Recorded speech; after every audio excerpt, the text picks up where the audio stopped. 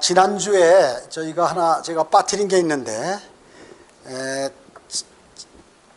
라킨이 잘못 이렇게 해설을 한 내용이 있어서 제가 다시 한번 정정하겠습니다. 데살로니가 후서 2장 6절 한번 찾아보시기 바랍니다. 데살로니가 후서 2장 6절로부터 8절입니다. 9절까지 볼까요?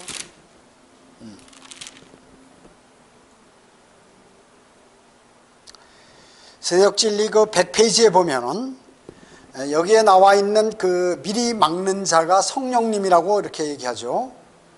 라키는요. 그런데 그렇지 않습니다. 6절에 보면 이제 너희는 무엇이 막고 있는지를 아나니 이는 그가 자기 때에 나타내려는 것이라. 그가 누구예요? 죄의 사람 멸망의 아들입니다. 지금 깊은 구렁에 가 있죠. 그 멸망의 아들이 자기 때에 나타나려고 한다 그 얘기죠. 그가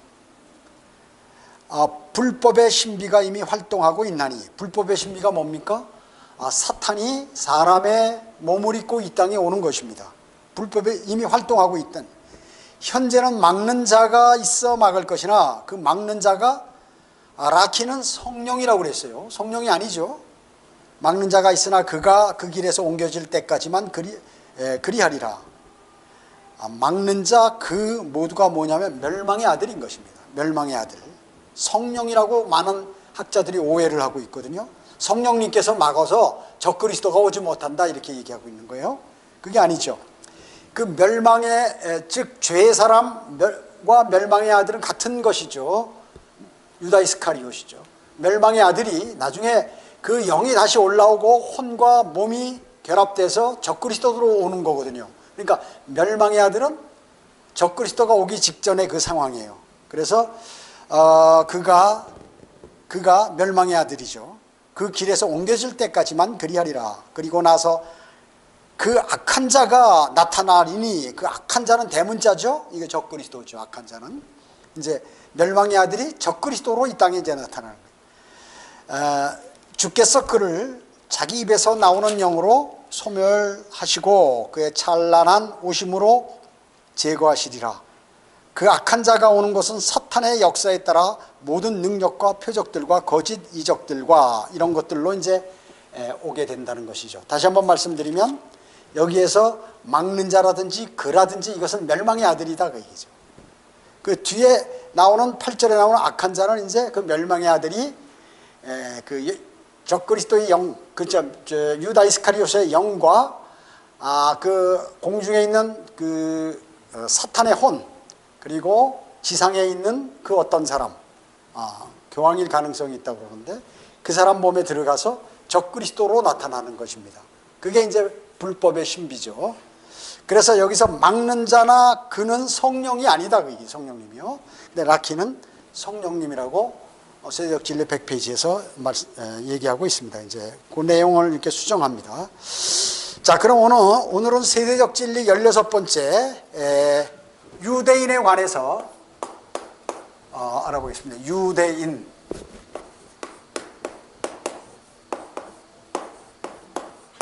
유대인.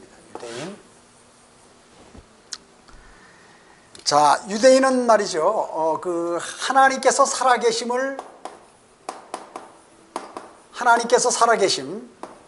어떻게 합니까? 하나님은 살아계시다.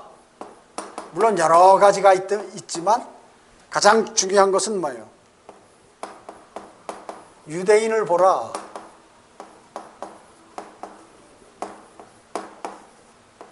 유대인을 보라 그 얘기죠. 유대인을 보면 하나님이 살아계심을 알 수 있다는 것입니다. 왜냐? 유대인은 아주 특별한 방법으로 보호하시죠. 예, 보호하시고 또 인도하십니다. 인도하세요. 그것을 보면 우리가 알 수가 있는 하나님께서 살아계심을 알 수 있습니다. 또 4,000년 이상 민족이 유지되었다.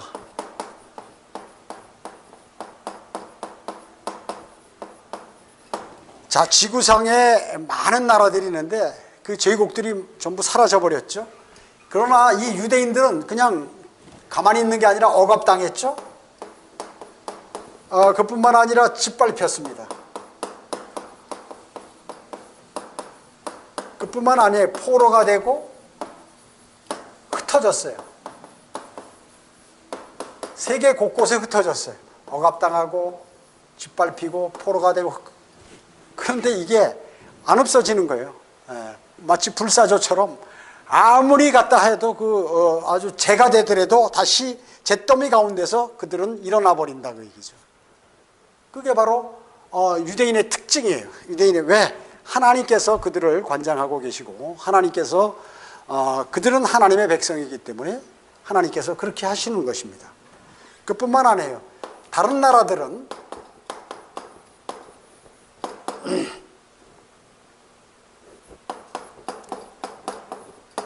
망하죠. 망하고 무너졌지만 이스라엘은 그렇지 않다 그 얘기죠. 이스라엘은 어떻게 해요? 지속이 되는 게 계속해서 강대국들 있죠. 아시리아, 바빌론, 페르시아, 로마, 이런 그 많은 나라들, 이집트를 포함해서 모든 나라들은 세계 최고 강대국이면서도 다 망해버려요. 그러나 이스라엘은 지속되는 거예요. 망하지 않아요. 계속해서. 아무리 짓밟고 누르고 흩어지고 죽이고 해도 지속이 된다 그 얘기죠. 이게 특징이죠. 그래서 오늘날 많은 나라들은 역사가 짧잖아요. 미국 해봐야 얼마나 됩니까? 몇백 년밖에 안 되잖아요. 마찬가지예요. 선진국들 얼마 안 돼요. 그러나 이 이스라엘은 역사가 대단히 길다 그 얘기죠. 우리나라 4,000년 전에 뭐예요? 완전히 미개국이고 무슨 원시인처럼 살았는데 이들은 이미 율법도 있고 많은 국가 체제가 잡혀져 가지고 대단히 그 선진국이었다 그 말씀이죠. 선진국. 그렇죠? 예, 각 나라 문자가 없죠. 문자가 없습니다. 문자도 없던 시절이 있어요. 그리고 체계화도 안 돼 있어. 국가로 잘 정비되지도 않았어요. 그런데 이스라엘은 어떻습니까? 이스라엘은 문명이 발달했다. 그리고 체계화됐어 국가가. 법률도 있고 이래가지고 말이죠. 체계화되어 있어 완전히 아주 선진국인 그러한 나라예요. 그래서 그 모든 체계가 확립된 그러한 국가였다. 이스라엘은 말이죠. 그뿐만 아니에요. 세계에 흩어져 버렸죠. 유대인들은 흩어져 버렸습니다. 그리고 그렇지만 어떻게 해요? 그들에게 동화되거나 흡수되지 않았어요. 우리나라가 일제 36년 동안 이렇게 됐을 때 그 언어 말살 정책을 썼죠. 그래서 사람들이 전부 일본어를 학교에서 가르치는 거예요. 그래서 한국말 잘 못하는 사람들이 많았어요. 해방되고 나서 일본말을 더 잘하는 거야. 학교에서 그걸로 배웠기 때문에. 그래서 36년간 했는데도 지금까지도 그 영향이 있는데 이 나라들은 말이죠. 거의 2000년, 1900년 이상 세계 다 흩어져서 뿔뿔이 흩어졌는데 그들의 무슨 관습이라든지 역사라든지 무슨 또 그 율법이라든지 이런 것들이 하나도 흩어지지 않고 그대로 이렇게 유지가 되었다 그 얘기죠. 왜 그런가요? 그들은 정부도 없었고 뭐 집회할 장소도 없었고 국가도 없었어요. 그렇지만 하나님께서 다 그렇게 만들어 놓으신 것이에요. 이것이 바로 유대인입니다. 유대인이 바로 이런 사람들. 왜? 하나님의 백성이기 때문에 그렇습니다. 하나님의 백성. 여러분 이걸 잘 아셔야 돼요. 하나님의 백성은 하나님께서 관장하시고 보호하신다 하는 것을 아셔요.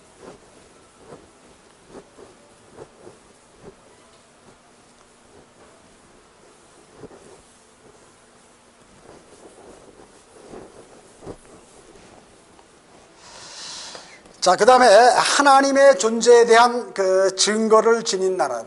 유대인은, 이스라엘은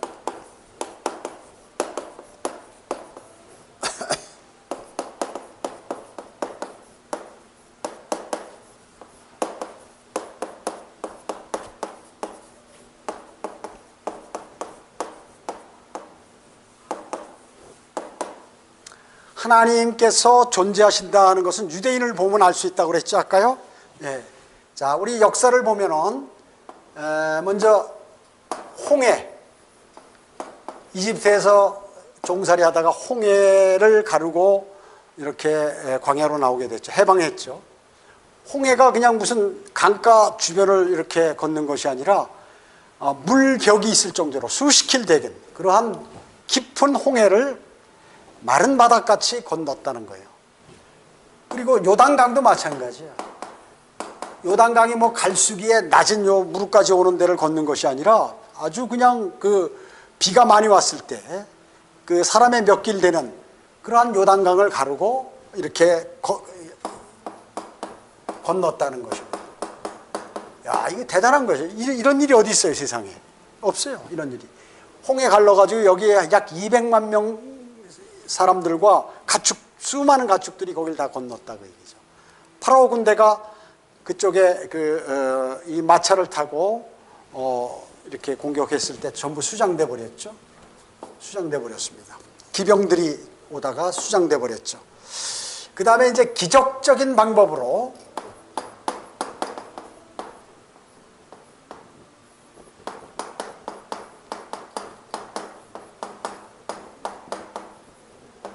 광야 생활을 했다. 몇 년간? 40년간. 아무 농사도 안 졌어요. 하늘에서 만나를 내려주시고 그 많은 200만 명이나 되는, 약 200만 명이나 되는 그러한 사람들, 또 가축들 다 먹었어요. 그리고 고기가 없으니까 메추라기를, 바람을 불어서 메추라기를 이렇게 떨어지게 만드셔서 전부 고기를 먹고, 목이 마르고 물이 없으니까 그 많은 200만 명 하면 청주가 80만인데 200만 명 하면 이게 2배 이상이잖아요. 2배 반 정도 되잖아요. 그 정도 되는 인구가 먹는 물이라고 하면 어마어마하게 있어야겠죠. 이 대청호 갖다가 지금 먹고 있는데, 청주시에서. 그러니까 바위를 쳐서 물이 나왔다. 샘물처럼 뭐 졸졸졸 흐르는 것이 아니라 강물처럼 콸콸 나왔다는 것이죠, 물이. 그래서 광야 생활을 한 것입니다. 광야 생활. 대단하죠? 대단한 것입니다. 자, 그래서 이 많은 이런 것들은 이게 바로 하나님이 존재하고 또 하나님께서 그들을 보호하시고 이끄신다는 것을 알 수 있어요. 그뿐만 아니에요. 적국들로부터, 강대국, 적국으로부터 보호받음.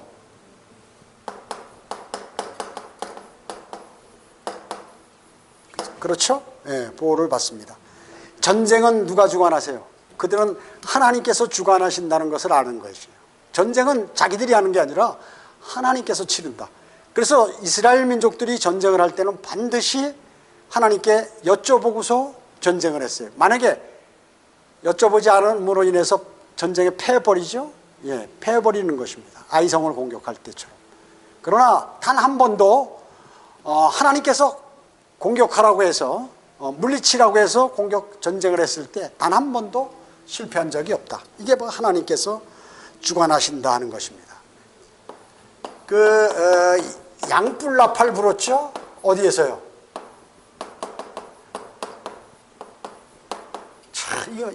이거 이해가 갑니까? 그래가지고 여리코 성벽이 무너졌어요.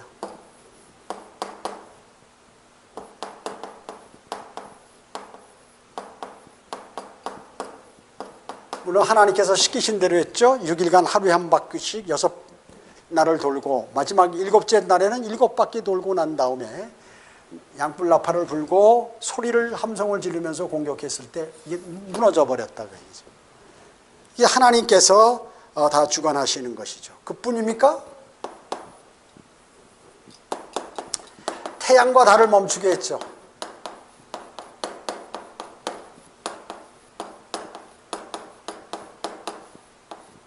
누가?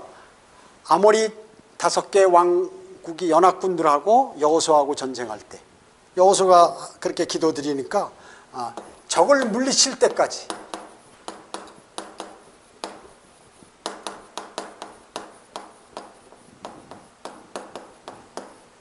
그래서 이런 일은 사람의 요청에 의해서 혹은 기도에 의해서 태양과 달을 멈춘 그러한 사실은 과거에도 없었고 미래에도 없을 것이다 라고 이렇게 말씀하고 있는 것입니다. 또 그뿐만 아니에요. 많은 위인을 배출했죠.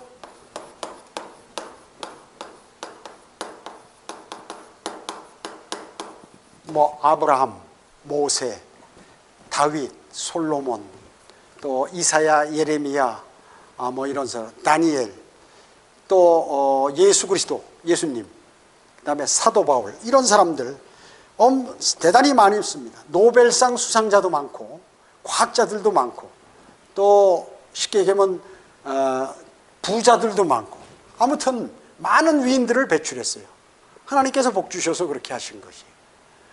이스라엘이 보면 아주 나약하고 그리고 힘없는 나라 같지만 실질적으로는 이런 일들이 이스라엘을 통해서 이루어졌다.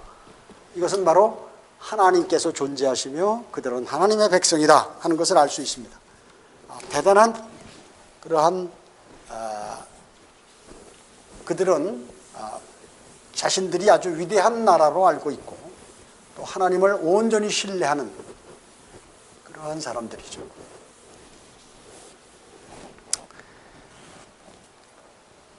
자, 그러면 하나님께서 왜 유대인을 선택하셨을까요?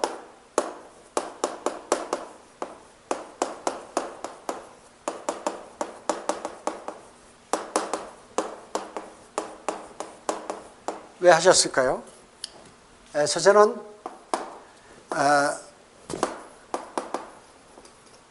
하나님만이 유일하신 신이다. 유일하신 분이라는 것을 뭐예요? 깨닫고 가르치기 위해요.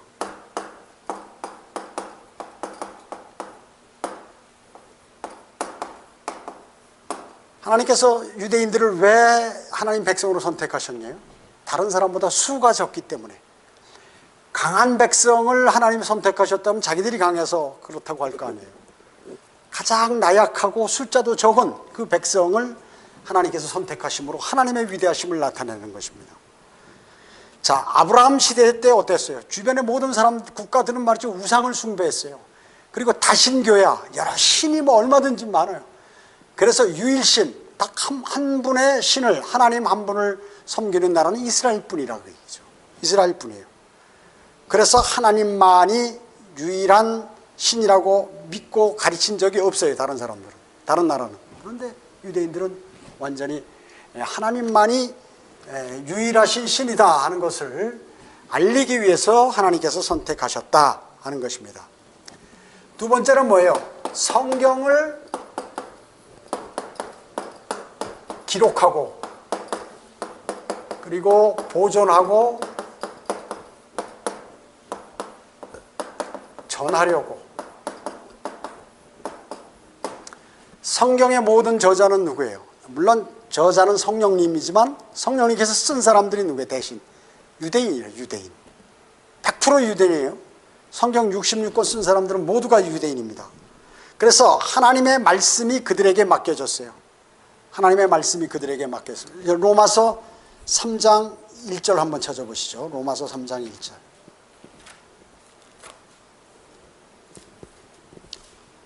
로마서 3장 1절. 1절 2절. 그렇다면 유대인의 나은 점이 무엇이며 할례의 유익이 무엇이냐? 모든 면에서 많으니 무엇보다도 그들에게는 하나님의 말씀들이 맡겨졌음이니라. 하나님의 말씀이 유대인에게 맡겨졌다 하는 것을 성경은 말씀하고 있습니다. 자, 그 다음에 세 번째는 뭐예요? 세 번째는 이 세상을 구원하실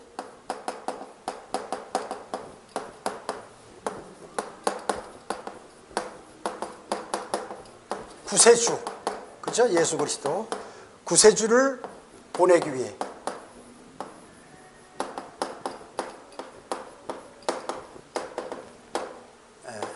구세주를 보내시기 위해 예수님께서 유대인이죠? 유대인인 것입니다.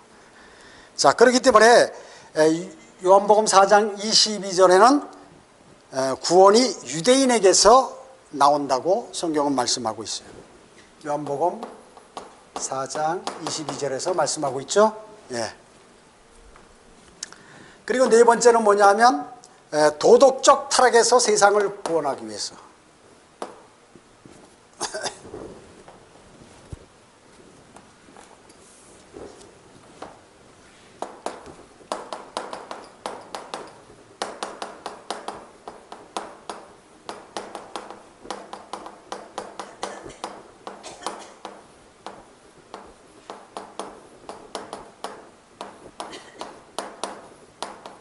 그렇죠.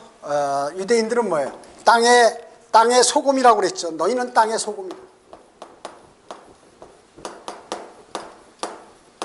소금 뭐예요? 부패를 막죠. 이 세상에서 아주 썩어 빠진 그런 것들을 막는 것입니다. 소금이라 이렇게 말씀하셨죠. 마태복음 5장 13절에서 말씀하세요. 그래서 너희는 땅의 소금이라. 이건 뭐예요? 부패를 막는 부패. 자, 실질적으로 부패를 막는데 유대인들은 어떻습니까? 죄를 안 짓죠. 다른 나라 사람들 같이 그렇게 죄를 안 져요. 하나님이 나를 보고 계시다 이런 생각을 꼭 갖고 있는 것입니다. 그래서 절대로 어떻게 선하게 하나님 말씀대로 살아갈까 하는 것은 모범이 되는 것이에요.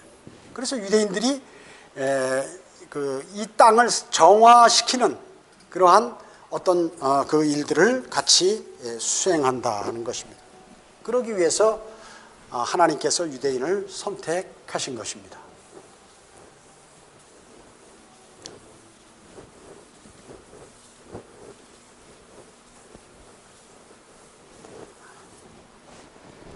자, 그 다음에 그러면 이제 유대인의 과거는 어떤가? 여러분이 뭐 성경을 통해서 이미 다 알고 계신 것이지만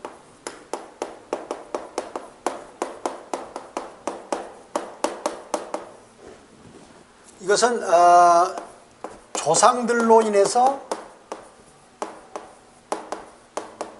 선택됐죠. 이러한 선택이에요.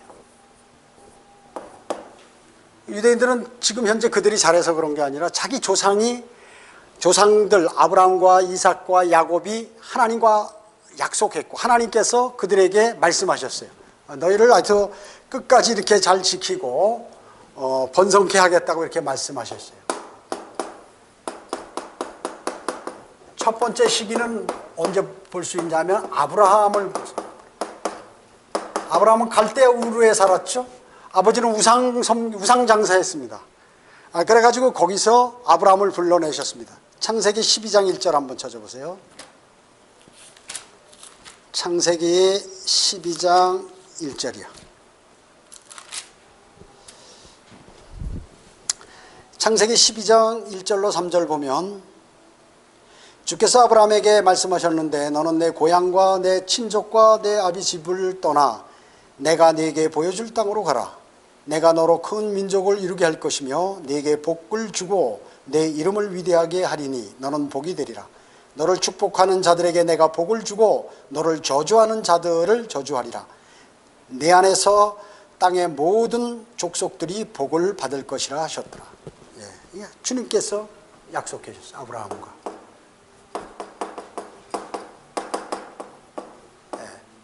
불러내신 것입니다. 그래서 그는 15년간 어디에 머물었죠? 하란에 머물었습니다.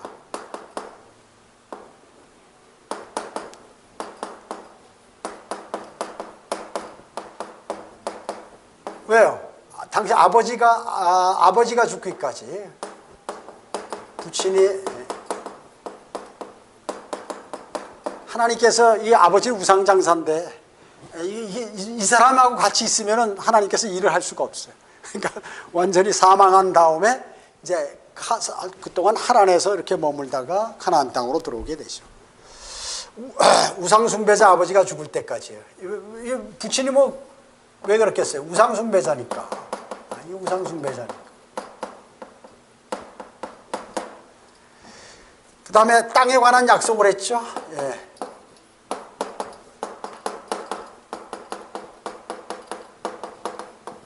여기 창세기 12장 7절에 보면 주께서 그래서 아브라함에게 나타나셔 말씀하시기를 내가 이 땅을 내 씨에게 주리라 하시니 그가 그곳에서 자기에게 나타나신 주께 제단을 쌓더라.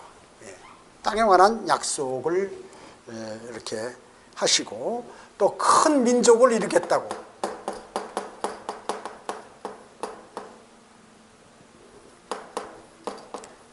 큰 민족을 이룰 것을 이렇게 약속하셨습니다. 그리고 이제 이삭과 야곱도 마찬가지죠. 동일한 언약을 하나님께서 맺으시고 야곱 때 이제 이집트로 가게 되죠. 예. 가나안 땅에 기근이 들었어요. 그러니까 할 수 없이 식량이 부족하니까 이제 이집트로 식량을 얻으러 갔다가 요셉을 만나가지고 이제 이 사람들이 어디에 고센 땅에 기거하게 되죠. 하나님께서는 어때요? 이 섭리적인 그러한 방법으로 이들을 이집트로 옮긴 것이에요. 왜냐하면 가나안 땅에는 그 사람들이 너무나 우상을 많이 섬기니까 거기 있으면 이 사람들이 버릴 것 같아. 그래서 국가가 형성되기 그러한 기초, 국가를 형성시키기 위해서 일단은 글로 노예로 보냈다가 거기서 나오면서 국가를 이제 형성하게 하시기 위해서 그렇게 하시고, 그래서 하나님을 온전히 신뢰하도록 만들어서 광야에서 그래가지고 이제 가나안 땅에 들어가서 거기 우상을 섬기는 사람들을 다 없애고 그 사람들이 유혹에도 넘어가지 않게 하기 위해서 하나님께서 원래는 이런 계획을 전부 이렇게 갖고 계셨던 것이죠. 자, 그 다음에 이제 두 번째 시기에 두 번째, 이것은 바로 이제 실제 출애굽하는 거죠. 여기 이제 하나님이 사람 모세를, 구원자 모세를 이제 하나님께서 선택하셔서 이끌게 하시는 것이에요. 여러분 어떻습니까? 이집트는 뭐예요? 세상의 옆에죠.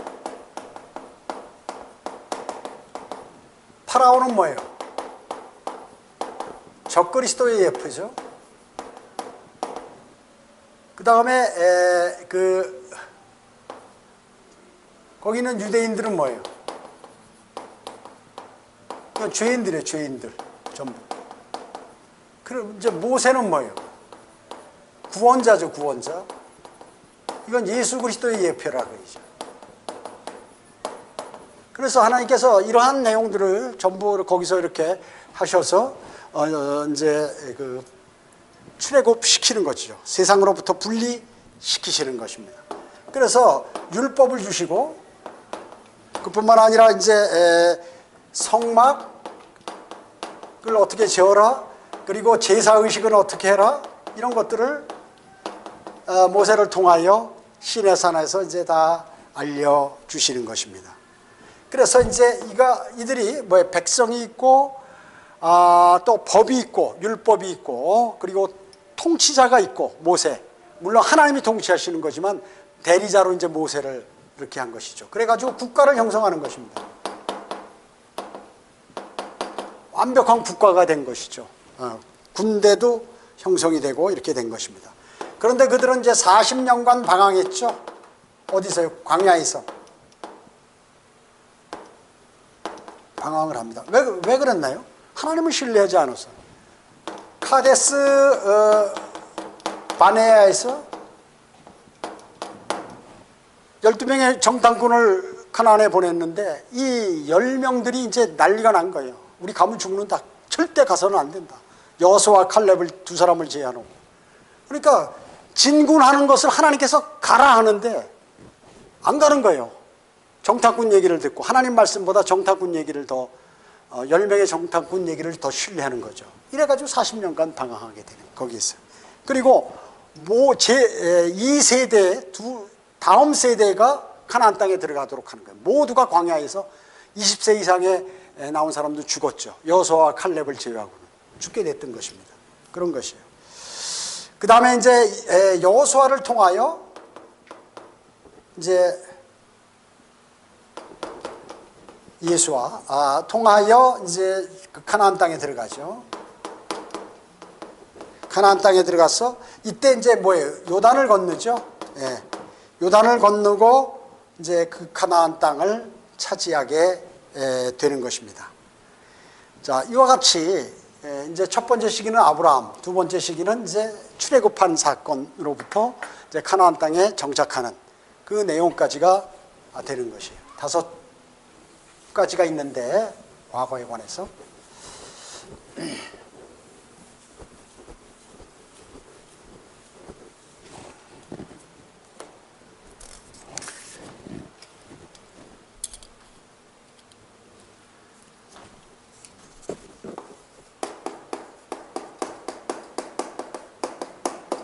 세 번째 시기는 뭡니까? 이게 재판관 시대입니다.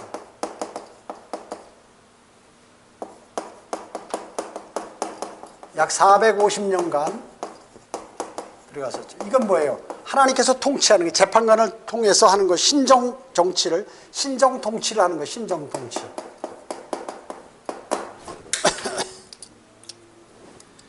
신정 통치를 하시는 것이죠.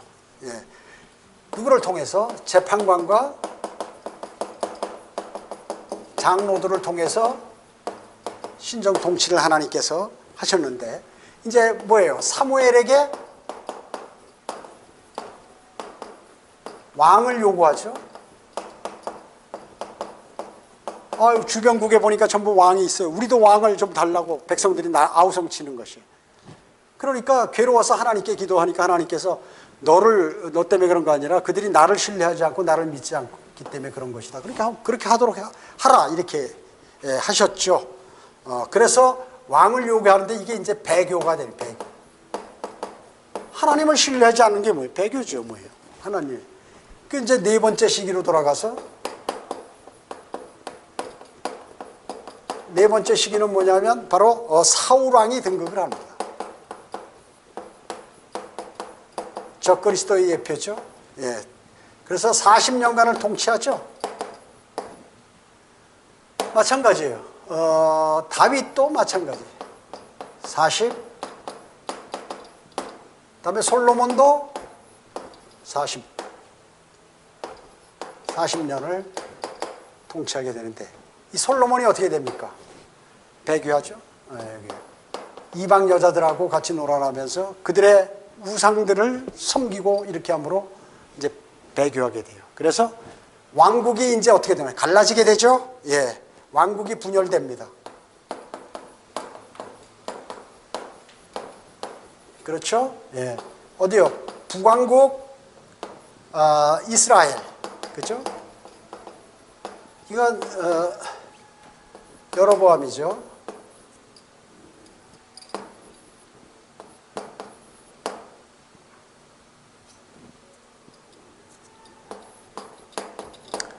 북왕국 여로보암이 이제 이게 사마리아의 수도를 두죠. 예, 남왕국 뭐예요? 유다지요. 유다는 유다 지파와 베냐민 지파 2개 지파죠. 예, 2개 지파고, 여기 10개 지파고, 여기 2개 지파고. 예, 그래가지고 여기는 르호보암이에요. 자, 그래가지고 여기는 물론 수도는 예루살렘이지만, 이제 이렇게 가다가 어떻게 됩니까? 멸망하게 되죠. 멸망하게. 예. 예, 북왕국은 어떻게 돼요? 예, BC 720년에 아시리아에게 포로. 자, 남왕국도 멸망하죠. 남왕국 유다도. 예, BC 597년에 바벨론에게 포로. 다 망해버린 거예요. 그래가지고 이제 이방인의 시대가 나요. 자, 이와 같이 반역을 하게 되면, 또 하나님의 말씀대로 살지 않게 되면 이런 시련을 이렇게 하나님의 백성이지만 당하게 되는 것입니다. 그 다음에 이제 마지막 5번째는 뭐예요?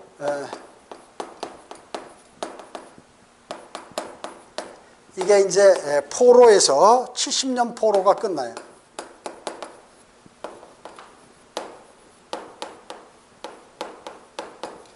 어디가? 예, 여기 아시리아 말고 여기만 끝나는 것이죠. 남왕국 유다만 이제 포로에서 70년 포로 생활을 하고 돌아오게 됩니다. 몇 명이? 약 4만 명이 돌아와서 예루살렘을 다시 수도를 건설하고 성벽을 보완하고 이렇게 하죠. 그렇게 해가지고 재건하고 하는데 마찬가지예요. 이때부터 시작해서 지속적인 반역이 일어나는 거예요. 언제까지? 십자가 사건까지. 그래서 지속적으로 반역이 일어나게 되는 것입니다. 그래서 나중에 다시 뭐예요? 하나님께서 시리아와 또 로마에게 이제 강탈을 당해가지고 AD 70년에 티투스 장군이 와서 완전히 예루살렘의 모든 것을 다 파괴시켜버리고 수많은 사람들을 그 성박 십자가에 달렸어요. 500명 이상의 사람들을 십자가에 달아서 하고 별짓을 다 한 거죠.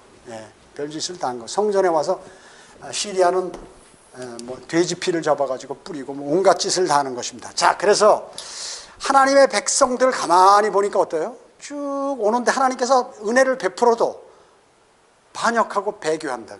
이것이 역사예요. 모든 역사에서 마지막은 반역이에요. 교회 시대 또 끝은 어떻게 해요? 교회 시대가 모든 교회들이 하나님을 버리는 거예요. 성경대로 믿는 사람들 소수들만 주님을 사랑하고 바른 하나님의 말씀을 신뢰하게 되는 거죠. 자, 우리는 그것을 본받아야 되는 것이에요. 그리스도인도 어떻게 해요? 언제고 실족하게 된다 그얘기죠. 그럴 가능성이 많이 있어요. 누구에게?